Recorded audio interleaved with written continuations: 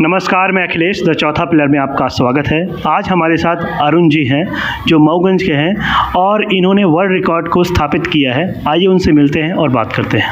नमस्कार सर। हाँ सर, मेरा नाम अरुण कुमार द्विवेदी है। मैं मॉडल स्कूल में अति शिक्षक हूँ वर्ग 1 में, और मेरे गांव का नाम है बराती गांव, मऊगंज तहसील। ठीक है ना जी। आपके बारे में जैसा मैंने सुना है कि आपने वर्ल्ड रिकॉर्ड बनाया है उत्तर प्रदेश में जाके, तो ये जो योग और प्राणायाम की जो प्रक्रिया है, कब आपने इसमें अपने आप को समावित किया, कब आपने इसको स्टार्ट किया, स्टार्टिंग कैसे हुई, इसके बारे में बताएंगे कुछ? सर, हम 2018-19 में योग दिवस में गए थे कोटा, तो वहाँ पर रामदेव जी का कार्यक्रम था। तो उस कार्यक्रम में हमने देखा कि योग बहुत महत्वपूर्ण चीज़ है, और देखने के बाद हमने उसको अपने जीवन में आत्मसात कर लिया, अभ्यास किया। धीरे धीरे योग में हमको महारत हासिल हुआ। इसके बाद हमने लगातार लगे रहे। फिर वहीं पर एक वर्ल्ड रिकॉर्ड बनाने वाले हमारे मित्र थे, वो भी मिल गए, यूपी साइड के थे, अयोध्या के महेश योगी, और उन्होंने हमको बताया कि आप वर्ल्ड रिकॉर्ड बना सकते हैं, आप भी आवेदन करिए, जब कभी होगा तो हम आपको बताएंगे। तो फिर उन्होंने हमको जानकारी दिया, और जानकारी देने के बाद फिर हमने उसका अप्लाई किया, आवेदन किया। आवेदन करने के बाद फिर लखनऊ में गए कंपटीशन में, और वहाँ पर हमने जाकर वर्ल्ड रिकॉर्ड बना के आए, golden book of the world record. तो इस वर्ल्ड रिकॉर्ड को बनाने के लिए कितने महीने और साल तक आपने उसका प्रैक्टिस किया, और उसके बाद कैसा सहयोग रहा सरकार का? सर, 3-4 साल हमको इसको सीखने में लग गया है। मतलब 6 महीने में तो हमने न्यूली क्रिया सीखा है, और इसके बाद फिर लगातार लगे रहे।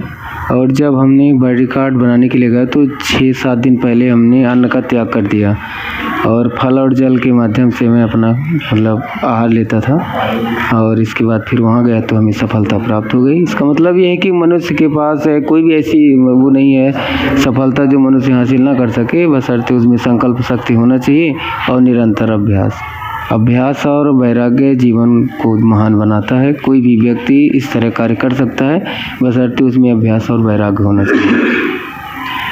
इस उम्र में इस मोटिवेशन का कारण क्या था? क्या रामदेव बाबा जी का योग शिविर ज्वाइन किया वो था, या इसके पहले ही आपके मन में कोई संकल्प था कि मैं कुछ ऐसा प्लेटफॉर्म मिले तो कुछ करना चाहूँगा और अपनी अंदर की जो प्रतिभाएं हैं उसको निखारना चाहूँगा? तो कहाँ से ये मोटिवेशन मिला आपको? ये तो हम कोटा में जब गए तो वहाँ पर देखे, पास से रामदेव जी को देखे, तो उनका प्रोग्राम चल रहा था। तो हमने कहा इसमें तो बहुत बड़ा मान सम्मान, तो बहुत बड़ी चीज़ है। तो देख के मतलब अंदर से हमको लगा कि योग ही एक ऐसा मतलब विधा है जिसके माध्यम से अपना मान सम्मान, इज्जत, शोहरत, दौलत हर तरह से आदमी आगे बढ़ सकता है और अपना नाम कमा सकता है।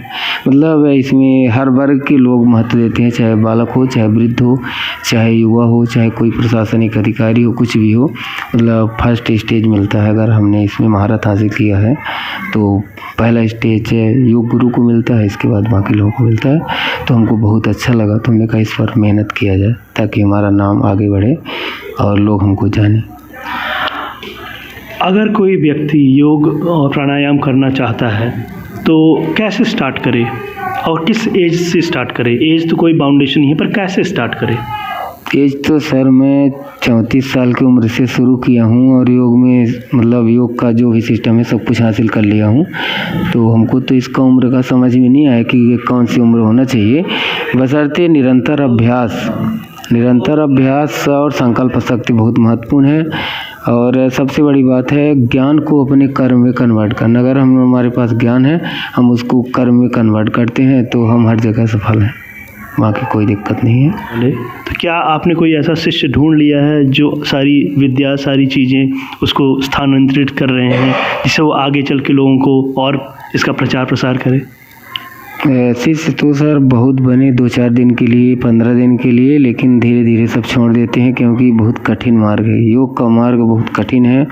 इसमें बहुत शिष्य मिले लेकिन वहाँ तक नहीं पहुँच पाए जहाँ तक पहुँचना चाहिए, क्योंकि संकल्प शक्ति कमज़ोर है और आलस्य है और निरंतर अभ्यास नहीं करते हैं, जिसकी वजह से पीछे हो जाते हैं। योग का नियम है कि मतलब 21 दिन 6 महीने लगातार जब हम करते हैं तब इसका रिजल्ट मिलता है। और नहीं तो इसका रिज़ल्ट इतना जल्दी नहीं मिलता है। और जब भी रिज़ल्ट मिलता है तो कोई भी मर्ज़ है, कोई भी बीमारी है, वो जड़ से समाप्त हो जाती है। तो मतलब इसके लिए समय की आवश्यकता है, संकल्प शक्ति की, अभ्यास की। बिना अभ्यास के, बिना संकल्प के हम इसमें आगे नहीं बढ़ सकते। इसीलिए मतलब 90% लोग असफल हो जाते हैं, मुश्किल से 10% लोग इसमें सफल होते हैं।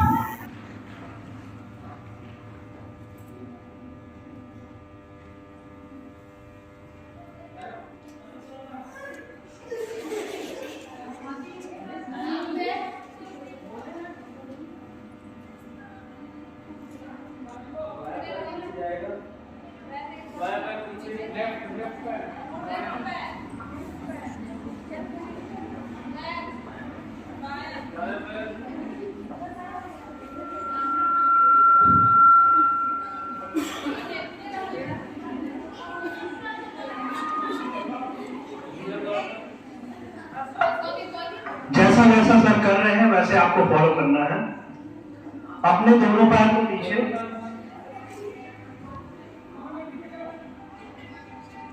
कमर को ऊपर करना है बिल्कुल। बायां पैर आगे, दायां पैर पीछे, दोनों हाथ के बीच में बायां पैर होगा, दोनों हाथ के बीच में बायां पैर। आप दोनों हाथ और दोनों पैर बिल्कुल नीचे जमीन पे और कमर बिल्कुल सीधी। खड़े हो जाइए धीरे धीरे। और अब बिल्कुल दोनों हाथ जोड़ के पीछे जाना है, पीछे बैलेंस को बनाते हुए हाथ जोड़िए और अभी रिलैक्स हो जाइए। सूर्य नमस्कार 12 प्रकार के होते हैं। इसमें पहला अभी आसन बताया जाएगा। दूसरा जिसमें दोनों हाथ पीछे जाएंगे बैलेंस बना के। तीसरा जिसमें आपको सर के बल बिल्कुल नीचे, पैर और कमर बिल्कुल सीधी रखनी है। बायां पैर पीछे उसी आसन में, दोनों हाथ आगे, दायां पैर बीच में दोनों हाथ के और बायां पैर बिल्कुल पीछे, दोनों पैर पीछे।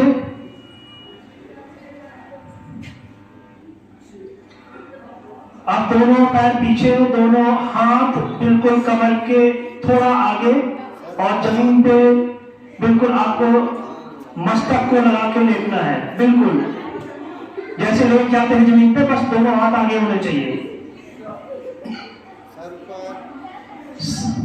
सर ऊपर उसी आसन में।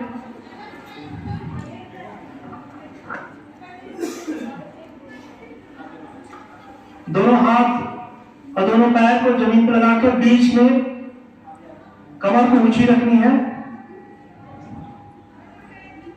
बायां पैर आगे, दोनों हाथ के बीच में और दायां पैर पीछे रहेगा। टाइट, बिल्कुल बिल्कुल टाइट। अच्छी तरह करिए, अच्छी तरह करिए। अब दोनों पैर, दोनों हाथ जमीन पे और कमर बिल्कुल ऊंची, बिल्कुल टाइट 90 डिग्री।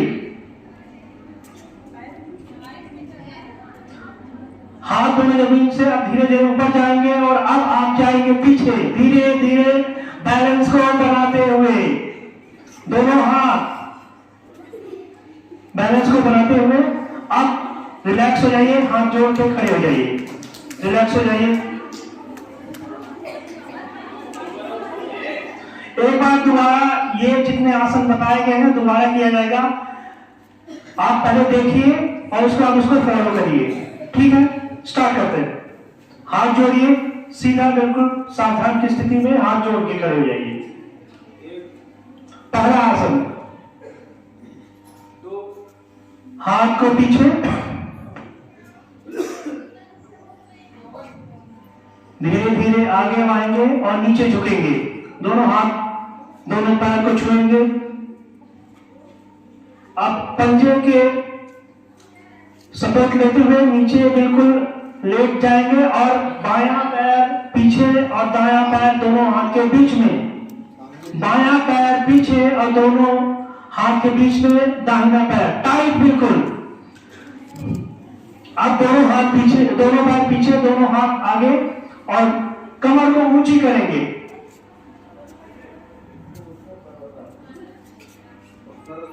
इसे पर्वतासन कहते हैं। ये आसन पर्वतासन है, जिसमें आपकी शरीर की आकृति जो है पर्वत के समान प्रतीत होती है, दिखाई देती है। आप अष्टांग 8 अंगों का शरीर से स्पष्ट होगा।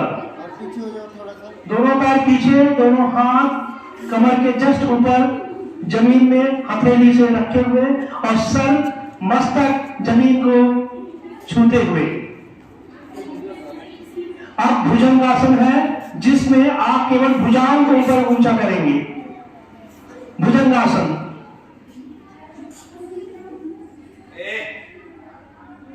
टाइट रखिए बिल्कुल शरीर को, पीछे पैर दोनों सीधे होने चाहिए। हाथों को, हथेली को जमीन पर रख के अपने भुजाओं को ऊपर करेंगे। इसे बोलते हैं भुजंगासन। Very good, very good.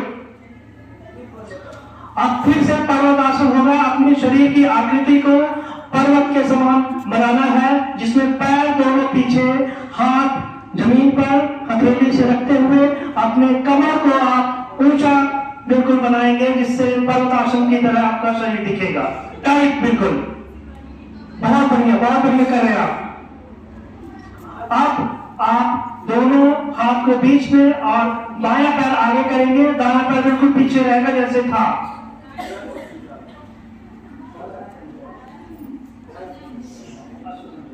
ये आसन भी है अश्व संचालन। तो इसके बारे में और डिटेल बताइए। अभी आप केवल इस योग को सीखिए कैसे कर रहे हैं। बायां पैर आगे, दायां पैर पीछे, शरीर बिल्कुल टाइट। अब रिलैक्स होंगे आप। दोनों हाथ, दोनों पैर जमीन पे छुएंगे और शरीर का जो पिछला हिस्सा है कमर, उसको बिल्कुल टाइट करके झुक के खड़े रहेंगे। अब धीरे धीरे ऊपर होंगे, दोनों हाथ को जोड़ते हुए पीछे जाएंगे, धीरे धीरे धीरे धीरे ग्रेजुअली। और जितना ज्यादा पीछे जा सकते हैं उतना ट्राई करिए। अब आ जाइए आगे, दोनों हाथ जोड़ के खड़े हो जाइए। रिलैक्स।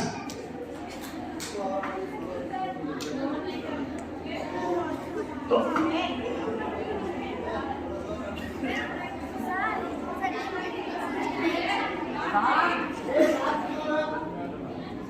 अभी आपने सूर्य नमस्कार के 12 आसन को सीखा। कैसा लगा आपको? हाथ उठा के बताइए कैसा लगा?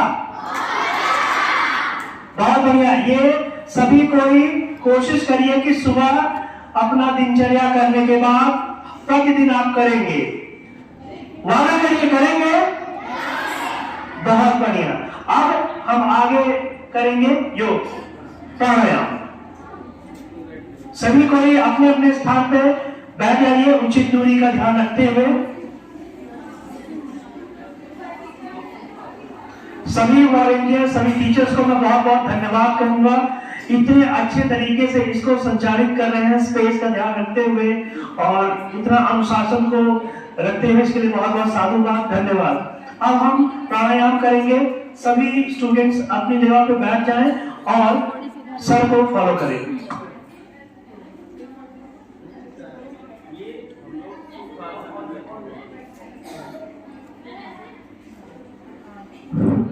हम लोग सुख आसन में बैठकर प्राणायाम करेंगे। प्राणायाम में सबसे पहले हम करेंगे भस्त्रिका प्राणायाम। ठीक है ना? कौन सा प्राणायाम करेंगे? भस्त्रिका प्राणायाम में क्या करना है? श्वासों को फेफड़े में भरना है और बाहर निकालना है। तेजी के साथ श्वास भरना है और बाहर निकालना है। तो इस तरह से हम 10-15 बार करेंगे। ठीक है ना? आप लोग हमको देखकर करिएगा हम कैसे कर रहे हैं।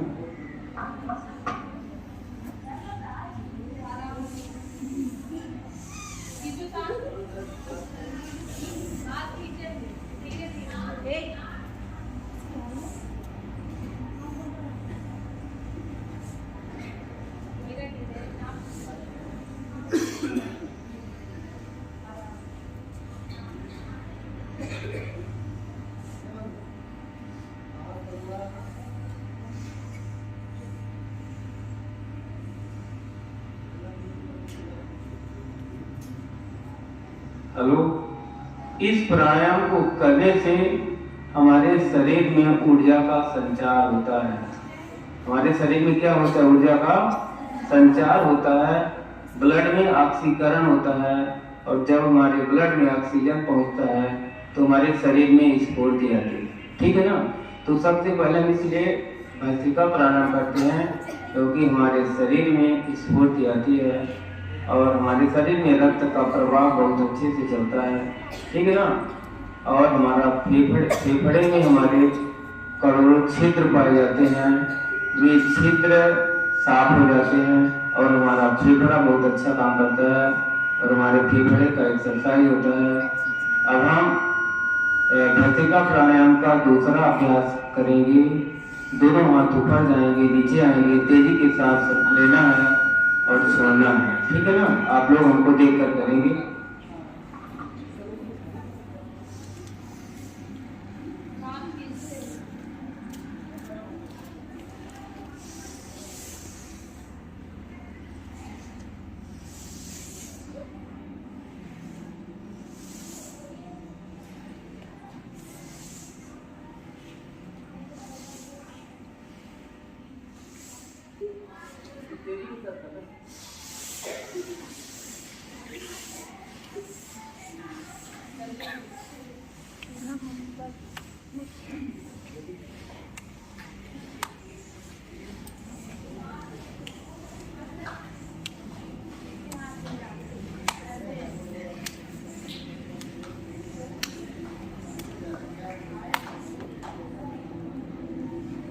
अब हम दूसरा प्राणायाम करेंगे, कपालभाति प्राणायाम। कपाल का मतलब होता है मस्तिष्क और भाति का मतलब होता है प्रकाशित होना। कपालभाति प्राणायाम में हम श्वासों को बाहर निकालेंगे, पेट हमारा अंदर जाएगा और लगभग इसको 10-15 बार करेंगे। ठीक है ना? तो इसको ध्यान मुद्रा में बैठकर, जैसे आप बैठे हैं,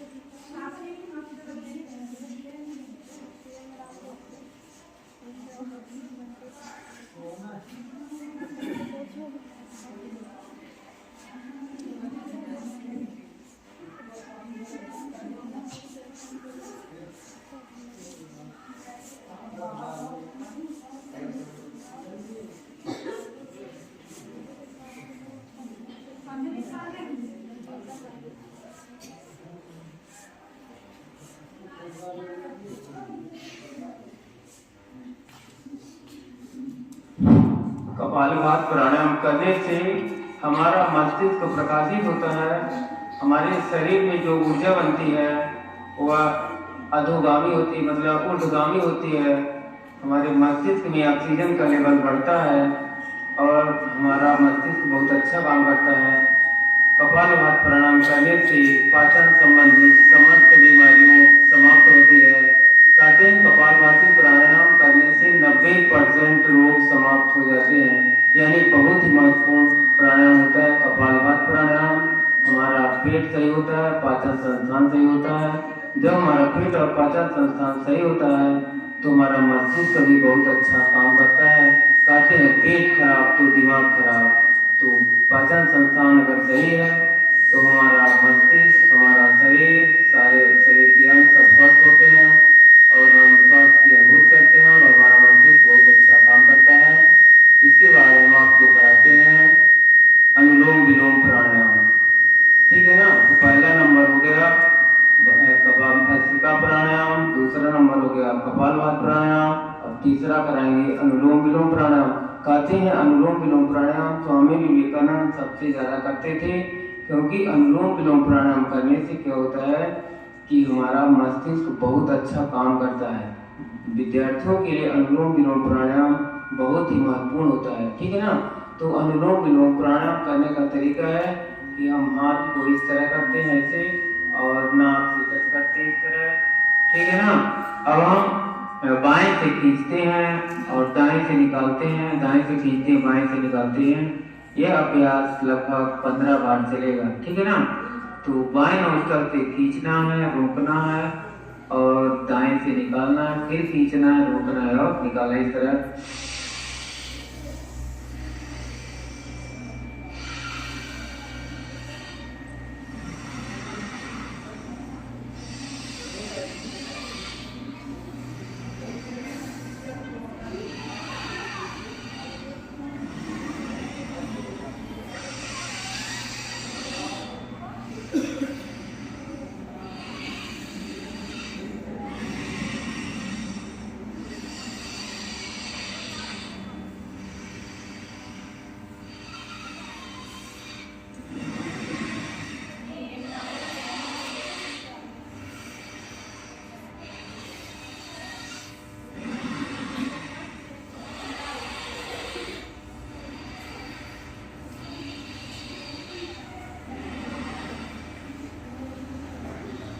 हमारे मस्तिष्क में हमारा मस्तिष्क दो होता है, एक लेफ्ट होता है और एक राइट होता है। जब हम बाएं नोस्ट्रल से खींचते हैं तो हमारा दायां एक्टिवेट होता है, और जब हम दाएं से खींचते हैं तो बाएं एक्टिवेट होता है। अर्थात हमारा जब दोनों मस्तिष्क एक्टिवेट होता है तो हमारी एकाग्रता बहुत तेजी के साथ काम करती है, हमारा मस्तिष्क बहुत अच्छा काम करता है और मस्तिष्क सबसे बड़ी बात शांत हो जाता है। मतलब दिमाग शांत, कहते हैं कि दिमाग शांत होता है तो विकसित होता है, और शारीरिक हम मेहनत करते हैं तो हमारा शरीर मतलब विकसित होता है। तो दिमाग को शांत होना चाहिए और शरीर को मतलब एक्टिविटीज करना चाहिए। शरीर जितना ज़्यादा हम शारीरिक श्रम करेंगे उतना ज़्यादा हमारा शरीर स्वस्थ होगा और मन हमारा शांत होगा, तो मन हमारा बिल्कुल स्वस्थ होगा। मन को स्वस्थ करने का तरीका है शांत होना। और जब हम अनुलोम विलोम प्राणायाम करते हैं तो हमारा मस्तिष्क एकदम शांत हो जाता है और बहुत अच्छी अनुभूति होती है। अब यह अनुभूति करने के बाद ही समझ में आती है, इसलिए अनुलोम विलोम प्राणायाम विद्यार्थियों के लिए बहुत ही महत्वपूर्ण है। इस प्राणायाम को करने से हमारा मस्तिष्क, हमारी याददाश्त बहुत अच्छी काम करती है, ठीक है ना। तो तीसरा नंबर हो गया अनुलोम विलोम प्राणायाम। पहला नंबर हो गया भस्त्रिका प्राणायाम, दूसरा हो गया कपालभाति, तीसरा नंबर अनुलोम विलोम प्राणायाम। अब हम करेंगे अनुलोम विलोम के बाद भ्रामरी प्राणायाम और भ्रामरी के बाद करेंगे उद्गीत। तो आज आपको 5 प्राणायाम कराएंगे, ठीक है ना। अब करेंगे हम लोग भ्रामरी प्राणायाम। भ्रामरी प्राणायाम भी विद्यार्थियों के लिए बहुत महत्वपूर्ण होता है। हमारे मस्तिष्क में करोड़ों कोशिकाएं पाई जाती हैं और जब हम ओम का उच्चारण करते हैं, माक्षर का रूप करते हैं, तो हमारे मस्तिष्क में भंवरे जैसे गुंजार होता है।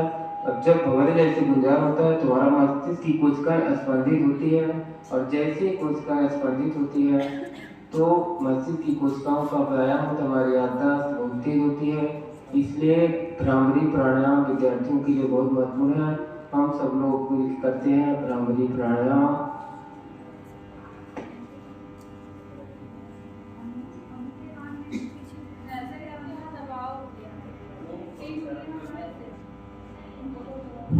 ओम का उच्चारण करके माक्षर का रोक करेंगे और भंवरे जैसे गुंजार होगा, ठीक है ना। ओम का उच्चारण करना है, माक्षर का रोक, भंवरे जैसे गुंजार।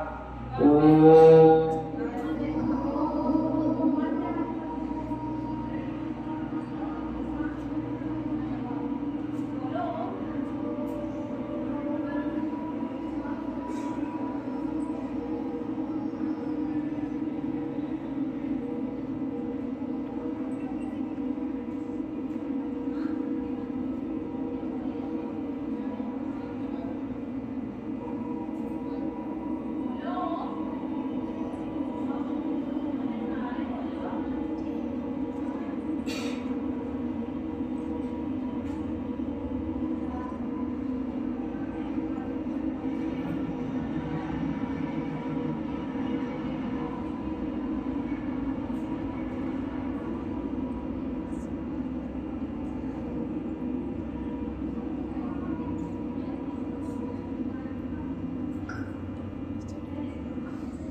इसके बाद हम करेंगे भ्रामरी प्राणायाम के बाद उद्गीत प्राणायाम करेंगे।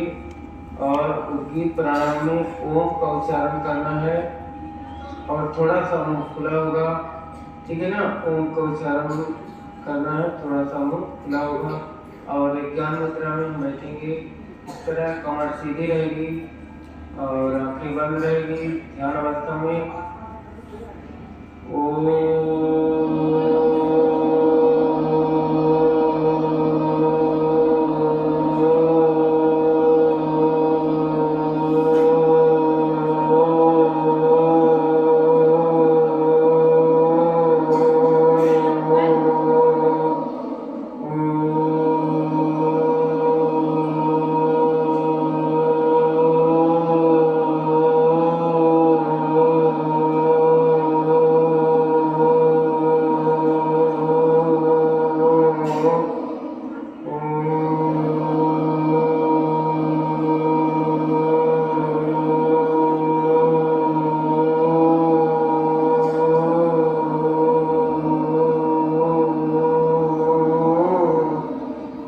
इस प्राणायाम को करने से ध्यान अवस्था में हम लोग पहुँचते हैं और ध्यान बहुत ही महत्वपूर्ण होता है। ध्यान से क्या होता है कि हमारी खोई हुई ऊर्जा वापस आती है। मन को एकाग्र करके किसी एक ओम अक्षर में अपना ध्यान लगाना है और आंखें बंद रहेगी। मन ही मन सोचना है हम ओम अक्षर को देख रहे हैं, ठीक है ना। तो अब हम करेंगे ध्यान, ठीक है ना। ध्यान में या तो उगते हुए सूर्य का दर्शन करना है, आंखें बंद रहेंगी, या तो ओम अक्षर को देखना है, ठीक है ना। ध्यान बस 1 मिनट तक हम ध्यान करेंगे, आंखें बंद रहेंगी और उगते हुए सूर्य को देखना है। आंखें बंद से महसूस करना है कि सामने सूर्य की लालिमा दिखाई दे रही है। हम सब लोग नदी के किनारे बैठे हुए हैं और सूर्य की किरण जो है तो नदी के जल में पड़ रही है और हम सूर्य को देख रहे हैं। आंखें बंद रहेगी, ध्यान अवस्था में सब कोई रहेंगे।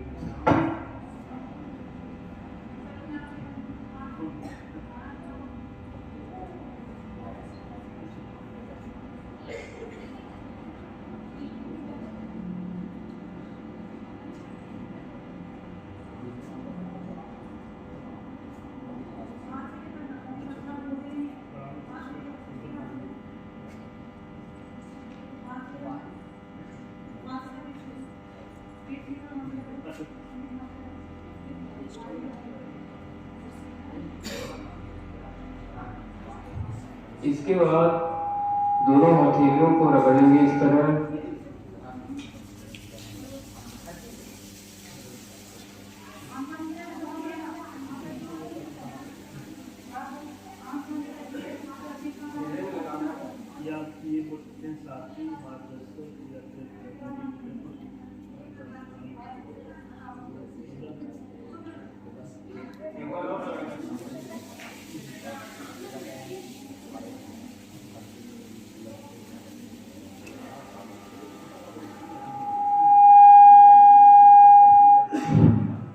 इस तरह 5 प्राणायाम कंप्लीट हुआ।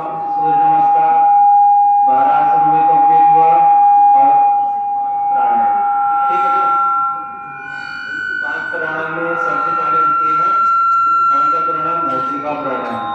दूसरे नंबर में किए हैं कपालभाति प्राणायाम। तीसरे नंबर में किए हैं अनुलोम विलोम प्राणायाम और चौथे नंबर में किए हैं भ्रामरी प्राणायाम, ठीक है ना। और 5 नंबर में किए हैं उद्गीत प्राणायाम और लास्ट में किए हैं ध्यान, ठीक है ना। तो इस तरह से हम जब प्राणायाम करते हैं तो हमारा मस्तिष्क बहुत अच्छा काम करता है। हमारे शरीर में ऑक्सीजन का लेवल बढ़ता है। जैसे ही ऑक्सीजन का लेवल बढ़ता है तो हमारे शरीर में स्फूर्ति आती है, हमारी याददाश्त तेज होती है, ठीक है ना। तो प्राणायाम बहुत ही महत्वपूर्ण होता है विद्यार्थियों के लिए। मतलब जितने भी लोग मतलब जो श्वासें ले रहे हैं 5 साल से लेकर और वृद्ध तक सभी लोग प्राणायाम कर सकते हैं आराम से, कोई दिक्कत नहीं, ठीक है ना। प्राणायाम करने से हमारे शरीर में बहुत सारी बीमारियां समाप्त हो जाती है ना। और सूर्य नमस्कार तो संपूर्ण योग ही है और योग का मतलब है योग कर्मस कौशलम, अर्थात हम योग के माध्यम से अपने शरीर को स्वस्थ रख सकते हैं, अपने मस्तिष्क को स्वस्थ रख सकते हैं और कोई भी काम बहुत ही अच्छे तरीके से करना है, अपने जीवन में अनुशासन लाना है, ठीक है ना। तो इस तरह से योग के माध्यम से बहुत सारी बीमारियां तो ठीक होती हैं हमारा मन और मस्तिष्क भी बहुत अच्छे से काम करता है। हमको गुस्सा नहीं आता है, कोई भी काम हम बहुत अच्छे तरीके से करते हैं और हमारे शरीर में आलस नहीं होता है। ठीक है ना। तो इसलिए योग और प्राणायाम बहुत ही महत्वपूर्ण है। स्वामी विवेकानंद कहते हैं कि 100 बार सूर्य नमस्कार करते थे रोज। ठीक है ना। तो सूर्य नमस्कार करने से बहुत सारी बीमारियां ठीक होती हैं, बहुत सारे रोग समाप्त हो जाते हैं और मस्तिष्क और शरीर, कहते हैं मस्तिष्क हमारा मतलब बहुत ही अच्छा काम करता है। मन हमारा वज्र हो जाता है और हमारी जो मांसपेशियां हैं लोहे जैसी मजबूत होती है ना। मांसपेशियों को लोहे जैसी मजबूत होना है और मन को वज्र जैसा बनाना। ठीक है ना। मतलब हमने जो विचार किया, जो हमने संकल्प लिया, उस संकल्प में पीछे नहीं हटना। ठीक है ना। तो इसके बाद हम आपको कुछ कठिन आसन दिखाएंगे, आप लोग देखिएगा। ठीक है ना।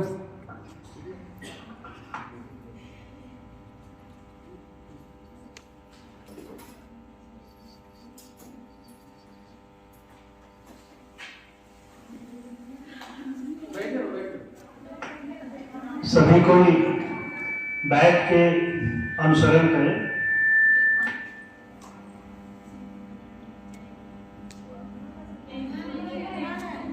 केवल देखते हैं और देखिए कैसे ये बैलेंस बनाए हुए हैं। आप लोगों को बताना चाहूंगा कि सर नेशनल लेवल पे, इंटरनेशनल लेवल पे गिनीज वर्ल्ड की बुक पे इनका नाम है। और देखिए कितने ब्यूटीफुल तरीके से इन्होंने ये आसन कर रहे हैं। मैं लास्ट में ये चाहूंगा अभी बच्चे इसको देखें और जो जो कर सकते हैं वो लास्ट में इसे जरूर आके करके दिखाएंगे। इसमें अपने पैरों को पूरी आकाश की तरह करके बैलेंस बनाना है, हाथ को साथ साथ चलाना है, माइंड को भी आपको बिल्कुल इस तरह से करना है कहीं आप गिर न जाए इधर उधर। तो ये एकाग्रता और अपने शरीर पर संयम के साथ ही इस आसन को किया जा सकता है।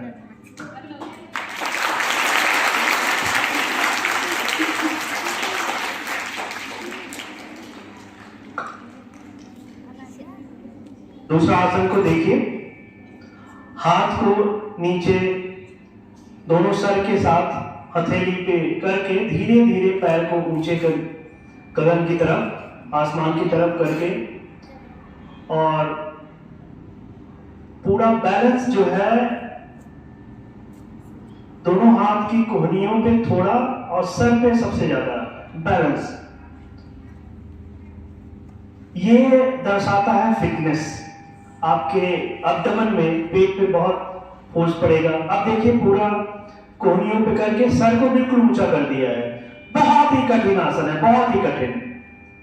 अगर आप लोगों को दिख रहा होगा, बहुत ही कठिन आसन है। अब धीरे धीरे करेंगे।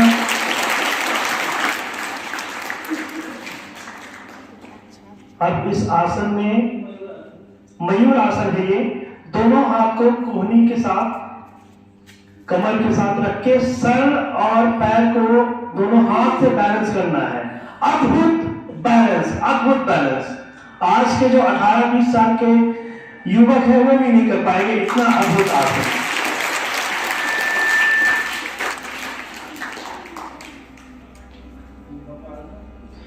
इस आसन को बकासन कहते हैं, जिसपे आप दोनों हाथ को अपने कोहनी के ऊपर पैर से बैलेंस करके और बकरे की तरह आपको खड़े होना है। गजब का संतुलन चाहिए इसमें भी।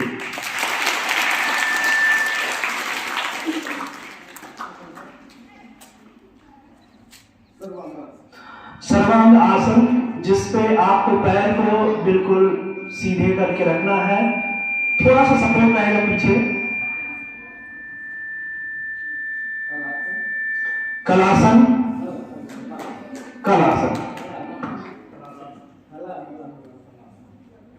ये थलासन है।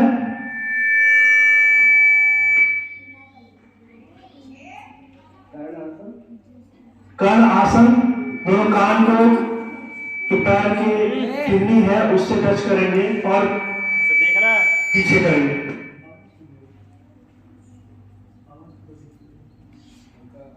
ऊपर चले ऊपर आशुतोष सर। इसको विपरीत पद्मासन कहते हैं। विपरीत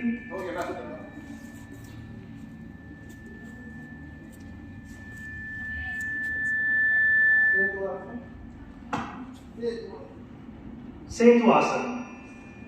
आप सेतु के समान, पुल के समान अपने पैर और अपने आगे का जो धड़ है उससे बीच में स्पेस बनाते हैं।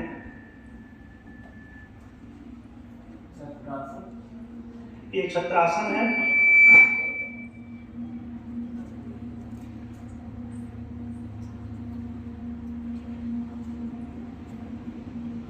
छत्रासन।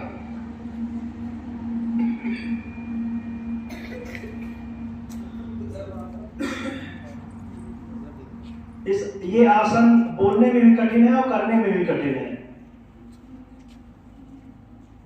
गजब का संतुलन चाहिए, फ्लेक्सिबिलिटी चाहिए। आपकी रीढ़ की हड्डी का सपोर्ट और फ्लेक्सिबिलिटी।